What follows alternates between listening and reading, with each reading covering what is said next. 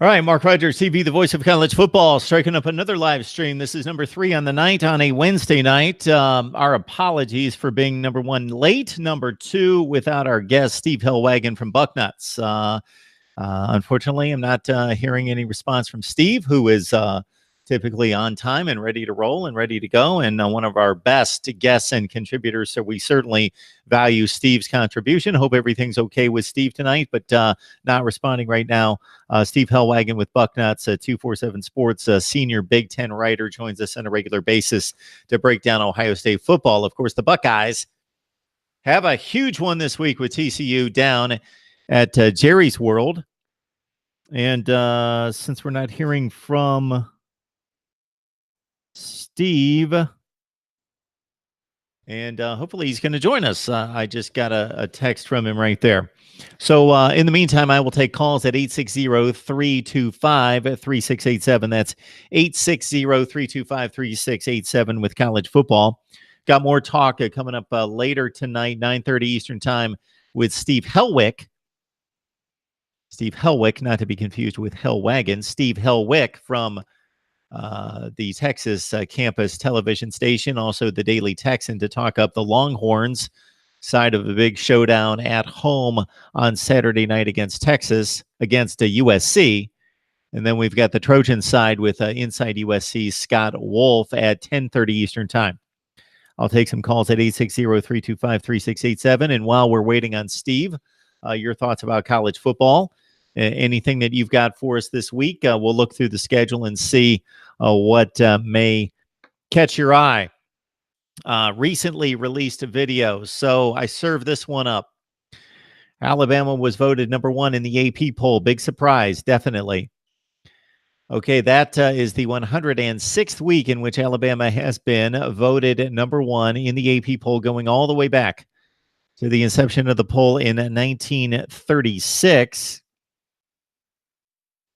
Ohio State had previously been tied with Alabama with 105 weeks at number 1.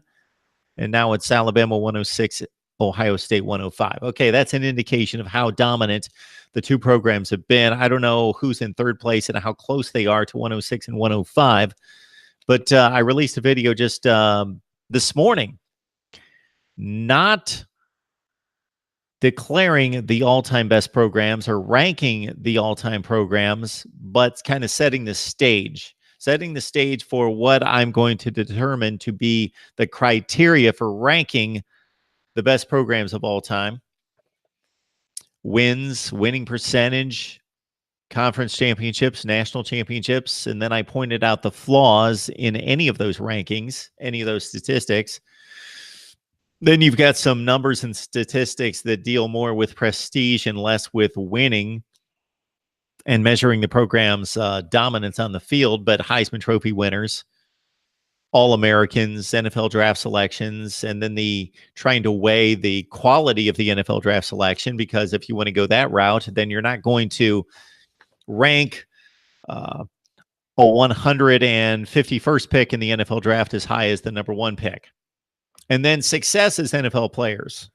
Should that factor into it, or is it strictly a college decision, an evaluation based on college performance, the program's performance at the collegiate level?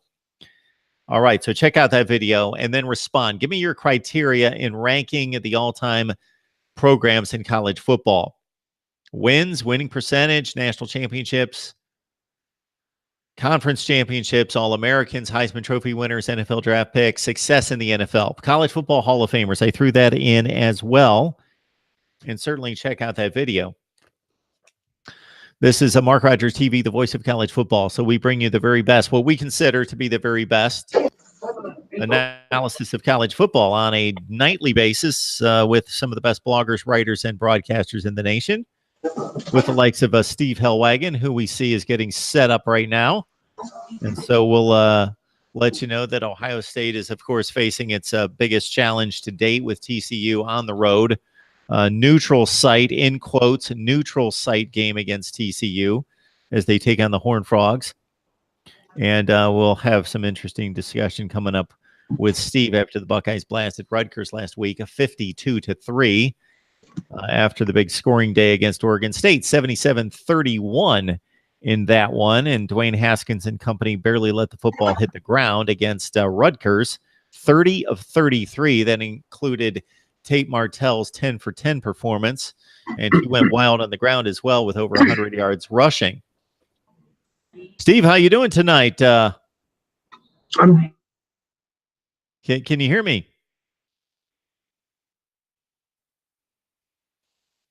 All right, we had Steve there for a second. I think he's still getting set up, so we'll wait for Steve to jump on the line. Another big rushing day out of not necessarily in terms of numbers, but if you watch the game. Hey, Steve. Hello, can you hear me? Hey, I got you. How are you? Okay, I'm doing good. Excellent. Steve Hellwagon from Bucknuts joining us to talk Ohio State football. And please join him right there for Ohio State football coverage that's as good as it gets. Steve, I got to think that there's not another person that's being talked about more around Columbus these days than Dwayne Haskins. Yeah, he's been off to a great start already for the Buckeyes. I think 9 touchdowns in 2 games. And coming off a game last week against Rutgers, he was 20 of 23. And then his backup came in the game, Tate Martell, and was 10 of 10. So the combined, they completed 91% of their passes, I believe, for the game, which I think was some type of a record for Ohio State in a single game with a minimum number of attempts. So they seem to be humming along pretty good. The receivers are making plays for the guys. The offensive line's doing a great job with pass protection so far. And really the offense, there's been nothing but great things to say. I mean, they've averaged 650 yards and 65 points the first 2 games against Oregon State and Rutgers. But, they probably have more resistance in the Tuesday walkthrough when they have the garbage cans out there simulating the 2 defensive end positions as opposed to what they saw. I know Rutgers in particular was banged up, and Blasson Austin, one of their top defensive backs, didn't play. So some of that was to be understood that the Buckeyes would make plays in those 2 games. 77 points against Oregon State and 52 more against Rutgers. Going to be considerably more difficult this week as they face TCU. So as a side note, referencing what happens there at Ohio State football practice, Joe Burrow made the comment before the Miami game in week 1 when questioned about the Miami front 7 on defense in particular and the entirety of the unit. He said, well, I had to face the Ohio State defense in practice, so I'm not that concerned. And his LSU Tigers went out there and took care of business in week 1. Getting back to the Buckeyes, to look at the stat sheet is one thing. The most prolific quarterback in the history of Ohio State football statistically by most measurements is J.T. Barrett based on longevity and also just sheer production. The guy, for all the criticism, accounted for 45 touchdowns his very first season there in Columbus. And so it just took off from there.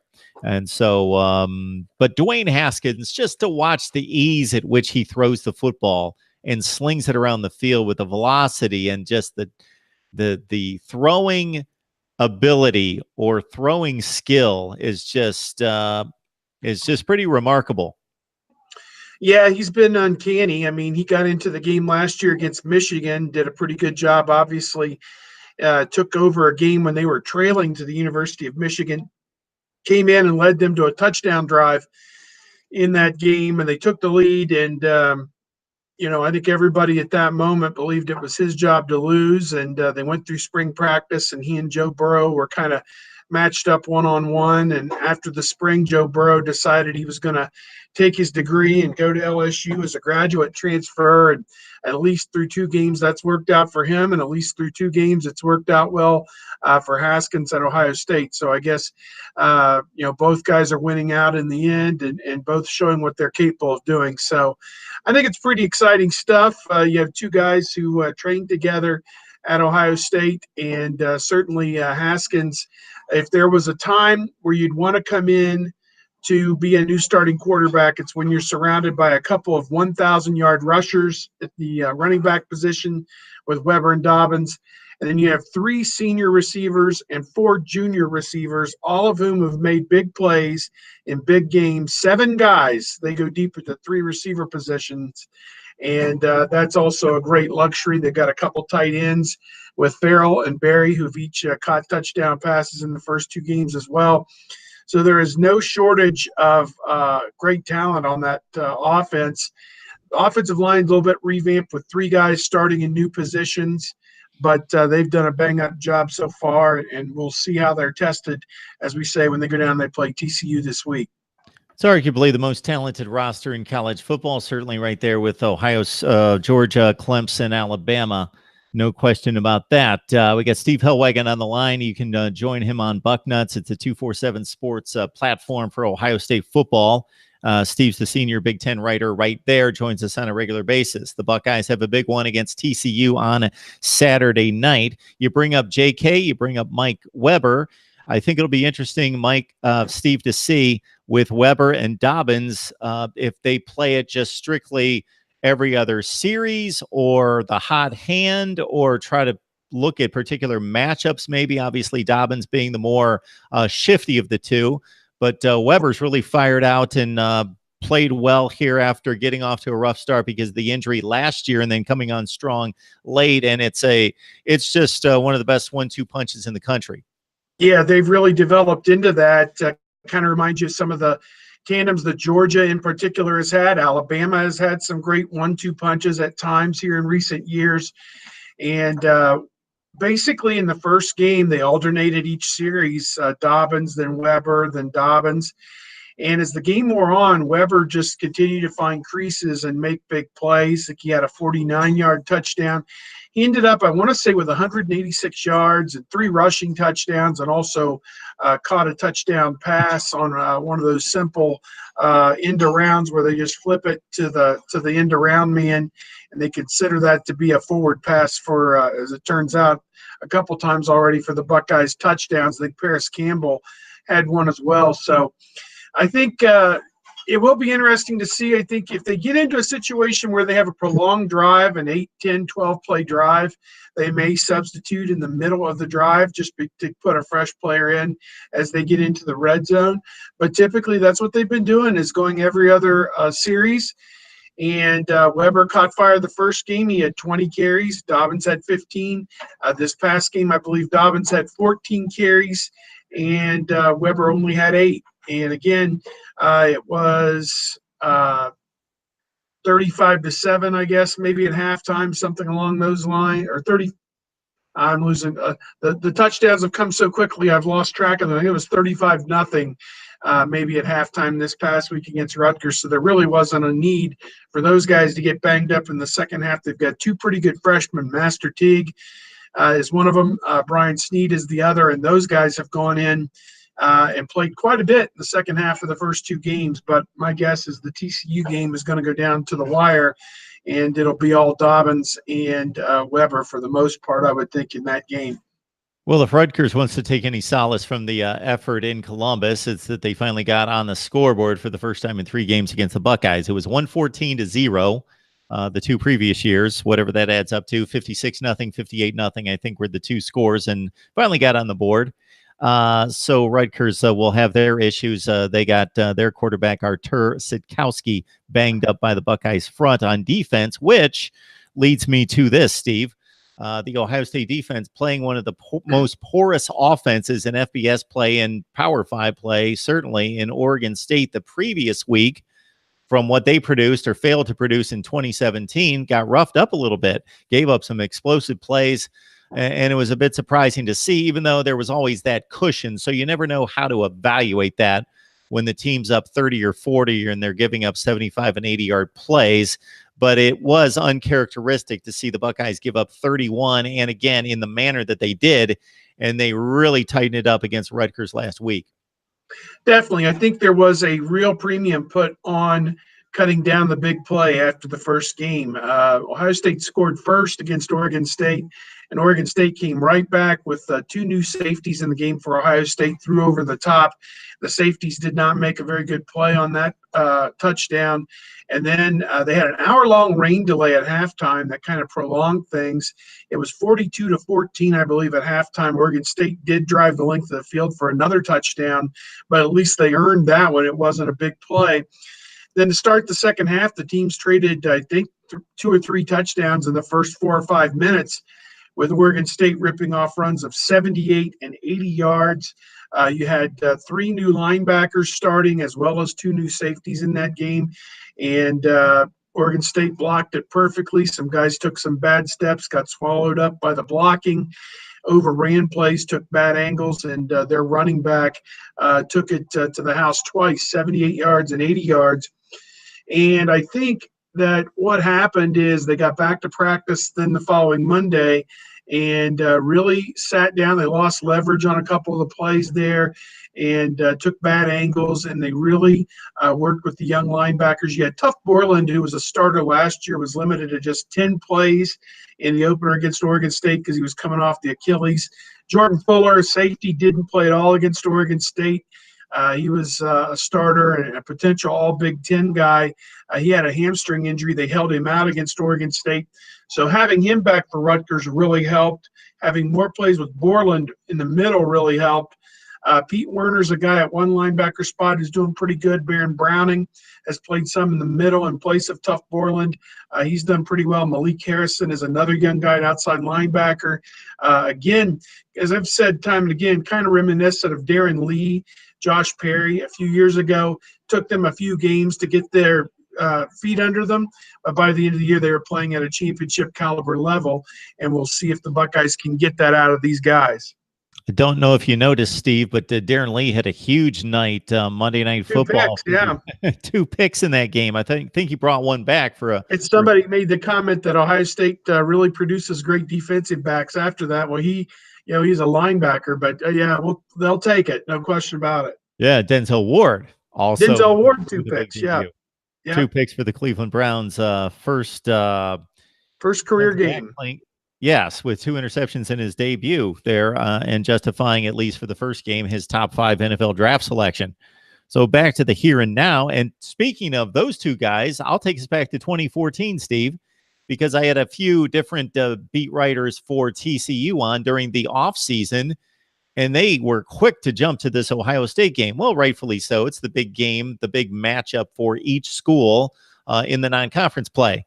But, of course, the connection is 2014, the inaugural college football playoff, the big selection at the end of the year, Alabama, Oregon, Florida State seemingly in the door because FSU was undefeated. Alabama and Oregon, that's a different argument for me because I didn't know why they got a free pass with 1 loss. But anyway, it came down to Baylor, TCU, Ohio State. Of course, the Buckeyes got the nod off the strength of winning the 13th data point and doing that very impressively over Wisconsin 59-0 in the Big Ten championship game. And TCU, Steve, their fans still holding on to that. They've got a grudge. I had to remind the 2 gentlemen that I was speaking with, Ohio State didn't make that decision. They just showed up for the playoff. They didn't make that decision, but it's kind of an interesting storyline where these 2 teams, it would have been nice to see them play 4 years ago. Yeah, I agree. They were both right there, 4, 5, 6. You could have put any of those 3 teams in a hat and pulled them out and made a case for any of the 3 of them. As it turned out, Ohio State's last game, the 59-0 win over Wisconsin, was what swung it for the Buckeyes that year. And, there may be people who follow TCU who are still upset about that. Gary Patterson, the coach, may still harbor a little bit of resentment about it. But at the end of the day, I don't think anybody who's playing on the field really had their life impacted too much by that decision. If they did, they would have been a true freshman at Baylor that year, and now a 5th-year senior. I don't know how many of those there are. Ohio State doesn't have a whole lot of them. They have a few of them who were at least on the roster, but not contributors that first year in 2014. So, again, I think that's something for people outside the game to kind of argue back and forth, and kind of a neat thing. I'm sure they'll bring it up on College Game Day as kind of a neat sidebar to this game. But when we talk about TCU, Mark, the 2 things that stand out to me is Gary Patterson always has his team ready to play.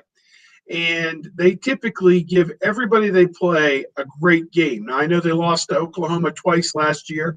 Ohio State lost at home to Oklahoma. So that, in a nutshell, kind of negates that or cancels that out some would say. Last year, TCU went on the road and beat Oklahoma State when they were ranked number 6 in the country. They beat Stanford in their bowl game. They were a top 15 team. And Mark, my research shows that in the last 5 years, TCU has 9 wins over top 15 opponents. They are not going to be awed by Ohio State when they show up. They may be after a quarter or two after the Buckeyes get after them a little bit. But to start the game, it doesn't seem to me like they're going to be afraid of Ohio State, and they're going to embrace the challenge. Now, the one thing I will say kind of in flip to this is in the league that they play in, TCU does not play anybody, anywhere. Unfortunately, Steve froze up, and he had the blank right there. TCU doesn't play anybody blank. Now, I'm going to try to fill it in there. I think Steve might be talking about as quite as physical, athletic, and fast all combined as the Ohio State roster. Hopefully, Steve's going to... Steve, are you still with us? I'm here. Can you hear me? What's funny is you froze up right when you mentioned that you don't think that TCU is plays on a regular basis, that they play anyone as and then blank the defense. Anybody there you go. All right, strong defensively as Ohio State with the front four that the Buckeyes have, with in particular Bosa and Jones and Chase Young have just been outstanding so far this season. And so they're going to have to block up front. Of course, TCU can negate that a little bit, that aggressiveness with the running and the passing of Sean Robinson, the quarterback. The Buckeyes haven't faced a mobile quarterback yet. They've faced mostly guys who stayed in the pocket. So that'll be interesting to see if the Buckeyes can keep, as I'm hitting my computer, if they can hem Robinson in and keep him in the pocket and make him try and beat them throwing the ball. That will be the big thing. But if he wants to try and run and Bosa gets a hit on him, we saw last week with Artur Sikowski, he was not long for that game. So Bosa can be a very physical player. So can Draymond Jones. And be interesting to see. Ohio State's got 7 guys from the state of Texas, which is kind of an interesting thing, including guys in key positions like J.K. Dobbins, Kendall Sheffield, a cornerback, Baron Browning, the linebacker we referenced a little bit earlier. So they've got some guys that are from the state of Texas. Demetrius Knox, an offensive lineman as well. But I'll counter that by saying, and hopefully I won't freeze up before I make this point, TCU in their game notes says that from the moment that Patterson took over the program in 2001, there isn't a program in Texas that has a better winning percentage than TCU, better than Texas, better than Texas Tech, better than Houston, and better than Texas A&M.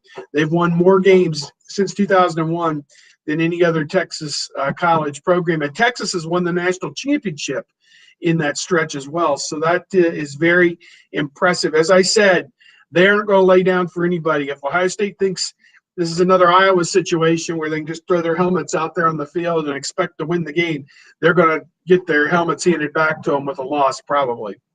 Yeah, it's very impressive. Even though TCU has a proud tradition, it pales in comparison to Texas, especially. Sammy Baugh hails from TCU, and Davey O'Brien as well.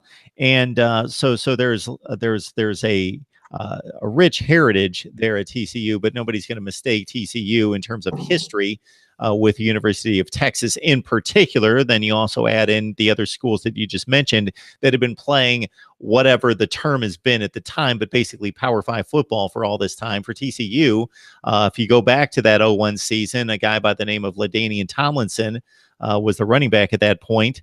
And of course, they dominated at the Group of 5 level. Again, we've had different names for it, and of course had that impressive Rose Bowl showing in particular against Wisconsin in defeating the Badgers in 2010.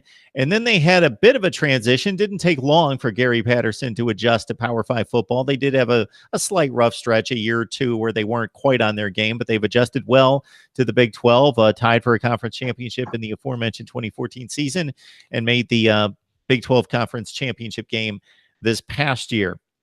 All right, we got Steve Hellwagon on the line from Bucknuts, senior Big Ten writer at 247 Sports as well, talking Ohio State football, the big showdown in Dallas, where the Buckeyes have had much success. It's been a good stay for you and the Buckeyes recently.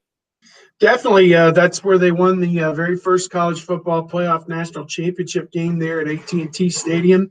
Very impressed with the facility that they have there, and of course the Buckeyes were back in the Metroplex. It was in December when they played in the Cotton Bowl against USC, the two conference champions that were left out of the playoff. Obviously, the Pac-12 and the Big Ten squared off, and the Buckeyes won that game 24-7. So they've had two relatively easy runs of it there at AT&T Stadium, and we'll see. If TCU can mount and give the Buckeyes their best challenge yet there. My feeling is the crowd will probably be split 50-50, if not maybe 60-40 in favor of TCU. I think Ohio State's going to travel very well for this game since there was such an advanced notice of it. I know Ohio State itself sold around 10,000 tickets, and they figure the crowd will be somewhere around 70,000 people. So TCU obviously only 25 miles away in Fort Worth, and they have every opportunity to fill the stands. But we'll see. I'm sure the Buckeyes will represent properly on game night Saturday night. All right, we got Steve Hellwagon on the line from Bucknuts, 247 Sports, a senior Big Ten writer covering Ohio State football in particular.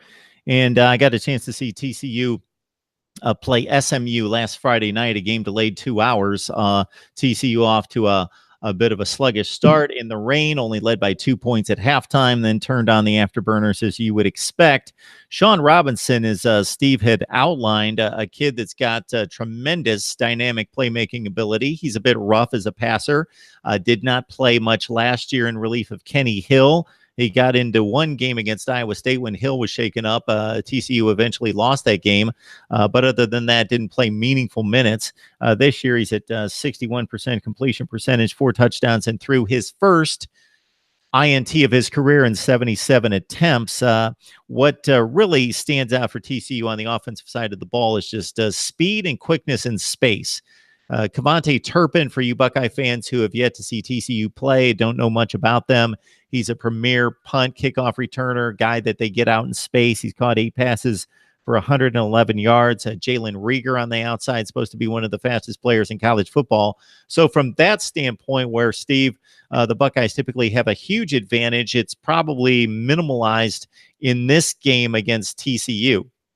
Yeah, I agree with you. I think this is a case, again, we talk about Jordan Fuller, the guy who missed the opening game for the Buckeyes with the hamstring injury. He's got the experience at safety to negate some of these situations, and he's going to have to play some of his best football. If they can get Tough Borland up to playing 30 or 40 plays now from the Achilles, that would be huge as well, just because of the experience factor. They've got some athletes. Baron Browning is a guy who could run plays down sideline to sideline, but he's really only played 2 games. And so, again, it's a learning curve, I think. And my guess is we're going to see TCU make some plays. I was impressed with the punt return that Kavonte had in that game against SMU. It was a very weird game as you go back and think about it. As you said, it was 9-0. It was a touchdown and a safety for SMU. And you had the delay, you had rain involved. TCU scored on the punt return. They had a defensive fumble that they recovered for a touchdown and an offensive fumble that they recovered for a touchdown before their offense ever truly produced points in the game. I suppose you consider the offensive fumble offensive points, but at any rate, a traditional touchdown by your offense didn't come until the second half. And it was a very slow start for TCU. If they get off to a slow start again, and Ohio State has short fields going in with Haskins throwing the ball and Weber and Dobbins picking up 5-6 yards a chunk, whatever it could be a very long night for TCU. So they need to get Robinson off early and often if they're going to have a chance to stay with Ohio State. I don't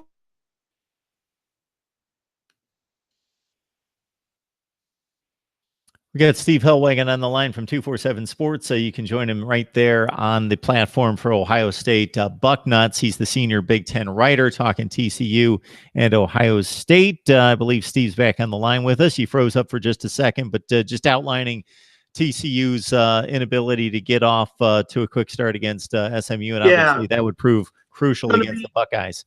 Going to be incumbent that they don't go 3 and out in the first quarter on each of their possessions or whatever, because if they give Ohio State the ball at midfield with good field position after a punt, it could be a very long night if they keep doing that, if they can't sustain some drives. Ohio State's special teams are typically pretty good, and their kicker is usually pretty good at pinning teams back. And so TCU is going to have to mount some drives and flip the field position on Ohio State early in the game, in my opinion. All right, it's TCU, Ohio State, and certainly we look forward to the big non-conference matchups, and this has been one that the Buckeyes have played the last 2 years against the Big 12, splitting 2 against OU, and now they get TCU in Dallas as a quote-unquote neutral game, but they're just 25 miles, as Steve mentions, from TCU's campus there in Dallas-Fort Worth. All right, Steve, we appreciate it. You have a great trip to Dallas. Enjoy your stay there. All right, Mark. Appreciate it. Enjoyed. Been down there, as you said, twice, and looking forward to the third time. Very good. Good stuff from Steve Hellwagon. We always appreciate the time with him breaking down the Buckeyes. And Steve will try to track him down as we get into Big Ten play, of course. And I will stay on the line for some college football talk from you. The number is 860-325-3687. Let me strike up the live chat here and see what you guys have been talking about. I think there's been a lot of back and forth on the Buckeyes and TCU have. We got Apex Orca 78. Now that's been changed a little bit. I believe that handle. Hey, Mark, Miami Hurricanes fanatics in Sarasota, Florida, watching since August 8th of 18. So maybe it's not. So welcome to Mark Rogers TV, the voice of college football. So we appreciate you spending some of your college football time with us and checking us out. We appreciate that.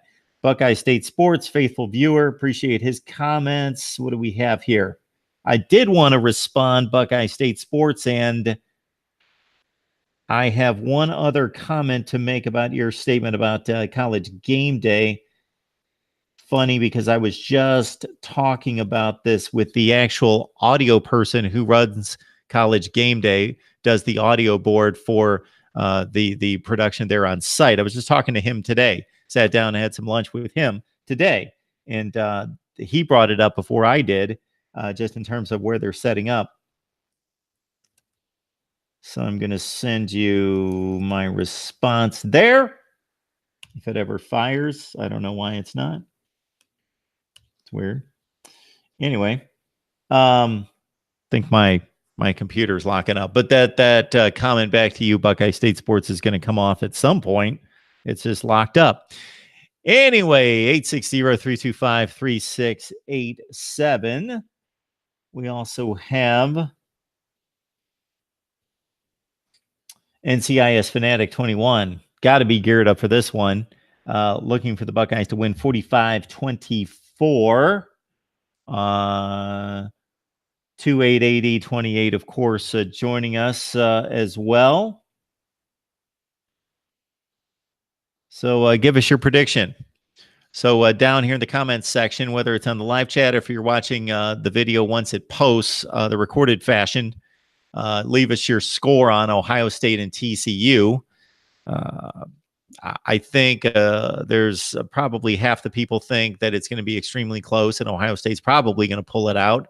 Then you've got a faction of people that see the Buckeyes and TCU struggling through a first half, and then the Buckeyes taking off in the second half and winning close to a score that NCIS Fanatic has here at 45-24. I see a lot of those scores, not just out of Ohio State Buckeye fans, but general college football fans that think that there's athletes all over the field for both teams, but there's a decided advantage for Ohio State. I haven't looked at the line, but certainly I will make my prediction here in the next few days. That is the funniest thing, Buckeye State Sports. Man, I want to respond to you, and I got nothing here. Let me copy and paste this. I'm getting annoyed here. because I made. Oh, I know why it's not. Bam, there it goes. I passed the character limit. I wanted to fully explain the information that I got about College Game Day. That's why it wouldn't go. NCIS Fanatic 21 commenting about a Wisconsin game at 20-0. I don't remember that one. So I am standing by here at 860-325-3687. I can take one call before we go to Steve Helwick, who joins us for some Texas football talk. So I'm going to hang out for just a minute, but we are just 5 minutes away from Steve Helwick from the University of Texas campus television station, and also the Daily Texan, who's going to set us up with the Longhorns taking on USC. Of course, Texas lost in double overtime to USC at the Coliseum last year and lost this embarrassing game to Maryland. And I try to reserve calling games embarrassing. They're all scholarship athletes, especially at this level, Maryland and Texas. It's not like Texas lost to an FCS school, but considering what happened in Austin last year, that they went and lost to Maryland again, when you would have thought that there would have been a little added incentive for Texas. Of course, on the flip side, Maryland playing for a fallen teammate. So there were emotions running high, possibly on both sides, and that doesn't always work for you. Sometimes it works against you, and maybe it did for Texas. But I still expect decent things from Texas this year. Not the college football playoff, as some have predicted. I selected Texas to finish in a three-way tie for second place in the Big 12 with West Virginia and TCU, and then win the three-way tie, get to the Big 12 championship game, and pull off the upset. So they are going to have to improve markedly between now and the Big 12 championship game to play the Oklahoma team that we've seen the first 2 weeks of the season just maul FAU and then UCLA. All right, got William Lee on the line. It's good to see you guys. So I appreciate the support. We don't have too many on the line right here, and I'm going to have to shut it down. So the reason I do this, and I know it's probably frustrating for you guys that would just hang out for the night and follow the entire live stream if I just did a radio show type format and just stayed on the line all night, and maybe we'll do this in the future. It'll just be a call-in show, and I'll just stay on the line all night. We'll have one link. Once you lock into that link, you just hang with me all night, and then the guests will come and go, and we'll do it that way. Unfortunately, for those people that just want to hear Steve Helwag and myself discuss Ohio State football and just want to hear the Ohio State talk, then if I release the entire video as one on YouTube, then they've got to hunt around through Florida State and Nebraska and other teams to find Ohio State talk. So similarly here, this is, of course, an Ohio State football post. So I don't want to clutter this up with Texas and USC. And on the flip side, I don't want those USC and Texas fans to have to search through a video with 45 minutes of Ohio State talk out of the gate to find what they're looking for. So for those of you that hang out all night with me, I appreciate it. I know it's frustrating that you've got to jump off the live stream and then try to find the next one, but it's always posted to the front of my channel. So that's where you can find it first and foremost. And I can't say that I can relate because I'm not sitting where you are and having to grab these notifications. So I don't know what it looks like on your end, but I would think if you just hang out on the channel page, the front page of the channel, then it gets live streamed right there, and it's about 5 seconds behind where we are right here. All right, guys. Texas Talk with Steve Helwick from Hustle Belt, the Daily Texan, and the University of Texas TV station on campus coming up in just a few minutes. The link is coming to you. Texas USC Talk for the next hour plus, because right after Steve joins us, then we'll have USC Talk with Scott Wolf from Inside USC to get the Trojan perspective of another huge, huge matchup coming up this weekend with USC and Texas. Right here at Mark Rogers TV, the voice of college football. Please leave your email at MarkRogersTV@gmail.com, MarkRogersTV@gmail.com for the weekly newsletter, The Voice of College Football, so I can get that out to you each and every Monday. We've had a great response just for 2 weeks in. We've got over 60 folks on the mailing list for the newsletter. So I would love that to explode into the hundreds and thousands, of course. So it's the weekly newsletter. Just leave your email address at MarkRogersTV@gmail.com, and you'll get that each and every Monday. Also, don't forget to like, comment, and subscribe. And sometimes it's mentioned here on the chat that maybe I've got 200 views on a video and only have 15 likes. So please help me out with a like and the comments. So for this video in particular, we're talking about one of the marquee matchups of the weekend, Ohio State and TCU. Would love to get your prediction, so leave it down in the comments section as well. And if you haven't subscribed, and I'm thinking that most of you watching right now are a subscriber to Mark Rogers TV, but if you haven't subscribed or you want to help us get the word out, please do subscribe to Mark Rogers TV, the voice of college football. We'll see you in about 3 to 5 minutes. Steve Helwick, Texas USC talk right here at Mark Rogers TV.